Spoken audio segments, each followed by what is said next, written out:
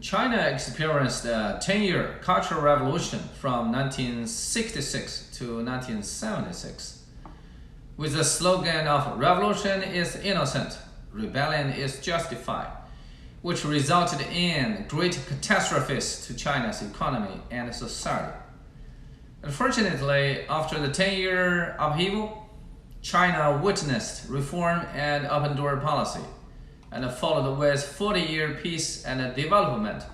China embraced its rising as a big power and a national revival. Unfortunately, we see today's Ukraine full of turbulence, division, and war, and all of which originated from its own 10-year cultural revolution. From Orange Revolution in 2004 to Euromaidan in 2014, from parade protest to street riots, step by step dragged the nation to today's troubles. With Crimean independence, unrest in East Ukraine, a war with Russia, and millions of people fled from home. More and more, Ukraine has been in great danger. Today we look back the past 10 years turbulence of Ukraine and its background, development, and a lesson from it. Democracy is something good. In November 2004, Ukraine was busy in its fourth presidential election. On November 22nd, Ukraine Election Commission announced in the second round of election, the incumbent Prime Minister Yanukovych won over the opponent Yushchenko by 3% more vote. Yet the defeated Yushchenko denied the outcome and condemned fraud in the election and asked for another round. So democracy is sometimes a pseudo proposition for during election, mutual slanders and fouls by hook or by crook, and after defeat, blames for unfairness and fraud. The best example is the American presidential election in 2020. The defeated Trump accused the Democrats for vote manipulation and miscalculation, and sued to the court and called all his supporters to gather in Washington and take over the Capitol Hill to change the outcome of the election. Yet the turnover really happened in Ukraine 2004. Yushchenko called his supporters to protest on the street to take back the lost election, and hundreds of thousand protesters gathered with orange color as symbol, and so it was also called the Orange Revolution. And the supporters of Yanukovych dressed in blue, and both sides opposed each other on the street. And finally, Ukraine Parliament announced re-election, and in December 2004, and Yushchenko succeeded in being elected and also carried out a series of revolutions. Political revolution. That after the Orange Revolution in 2004, that Ukraine passed a new constitution and a change to be a parliament system. And the crisis in Ukraine occurred one after another. Financial revolution. In 2005, the first year of Yushchenko's administration, the 80% of the government budget was applied to social welfare, disregarding education, medical, defense, infrastructure, and other vital national issues. For a short time, the approval rate for Yushchenko ballooned, yet the economy slipped from 12.1% in 2004 to 3% in 2005, and with a grave inflation and economy recession, the people's living standard worsened, and Yushchenko's approval rate dropped immediately. Government revolution. In February 2005, Timoshenko, the political partner of Yushchenko's Orange Revolution, was assigned as prime minister. But this political alliance just maintained for 8 months. In September 2005, Yushchenko dismissed Timoshenko's government with the excuses of insufficiency and lack of teamwork. Yet in December 2007, the Ukrainian parliament assigned Tymoshenko as prime minister once again. Ideology revolution. In 2006, Ukraine modified some regulations on law regarding prostitution as misdemeanor rather than crime. If in custody, just paying a little bit is fine, which enticed the females to porn industry and made Ukraine as the red light district of Europe. Meanwhile, due to economy slump, Ukraine government encouraged its female for the business of surrogate pregnancy, taking baby births for foreign clients and for foreign currency. Diplomacy revolution. Yushchenko had been the director of a national bank and prime minister before. He should have maintained the country for steady development. Yet with his one-sided leaning to the West, his policies was more radical and unpractically hoped to join NATO and the European Union as soon as possible. And in reality, the negotiations did not go very well. He was extremely anti-Russia, and the mutual relations between them intensified. In 2008, Georgia sent troops to subdue independence in South Ossetia and Abkhazia, crossing fires with Russian troops there for support of the independence. Georgia broke off diplomatic relations with Russia, yet Ukraine stood together with Georgia, resulted in more deterioration between Russia and Ukraine. A gas stop revolution. Russia has abundant natural resources, including natural gas.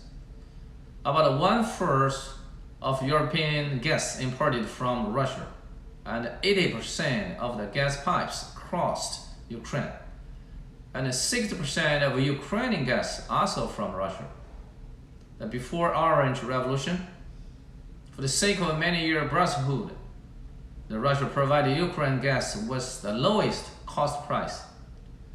Yet Yushchenko's anti-Russia policy deeply alienated the two countries, and Russia decided to raise up the gas price to Ukraine based on market. And Ukraine also raised the gas pipe transit fees.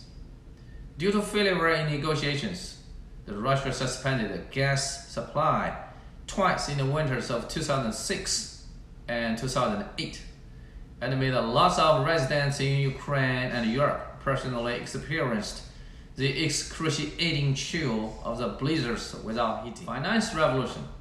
In 2008, America suffered a financial crisis, and Ukraine was also in tremendous economic hardship.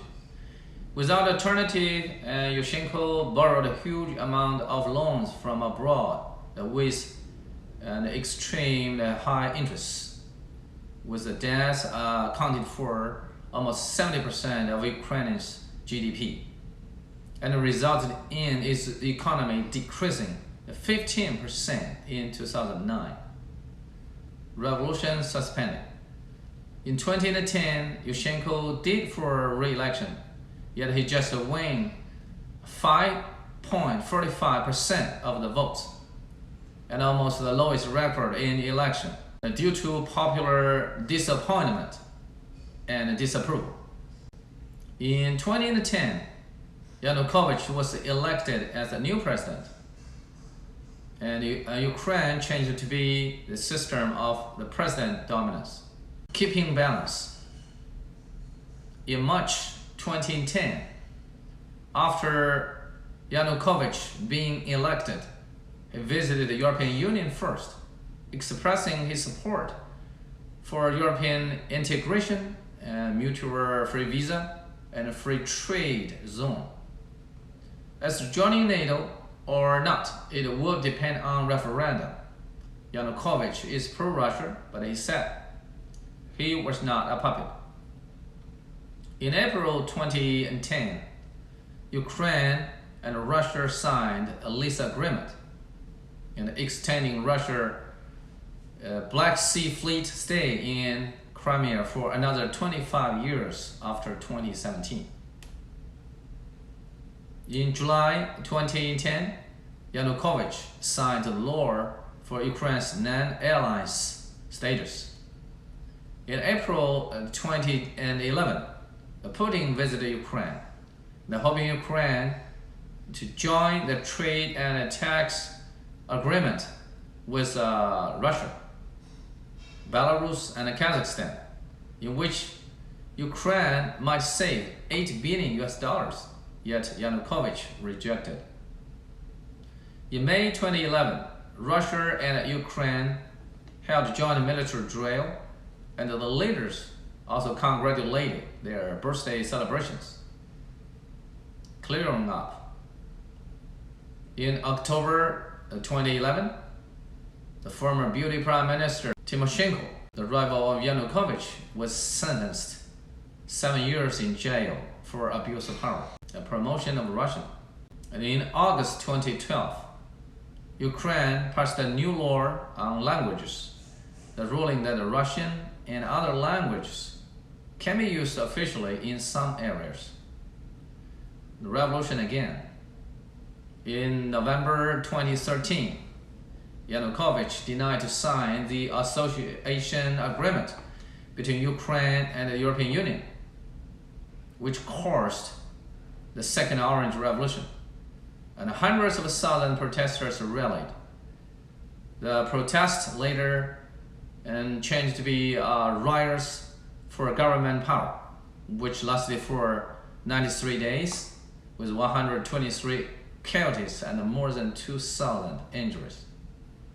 Kiev, the capital, was blazed everywhere. In February 2014, Yanukovych reached an agreement with the opponents, and the Ukrainians switched back to the parliament system, and the parliament ousted Yanukovych from presidency. Russia sent troops to Crimea, and in April 2014, Donetsk and Luhansk in East Ukraine declared independent, and Ukrainian government troops clashed with the independent militants. From the Orange Revolution in 2004 to the street riot in 2014, the different interest groups in Ukraine involved was periodically. After 2014, Ukraine engaged in turbulence, split, and war.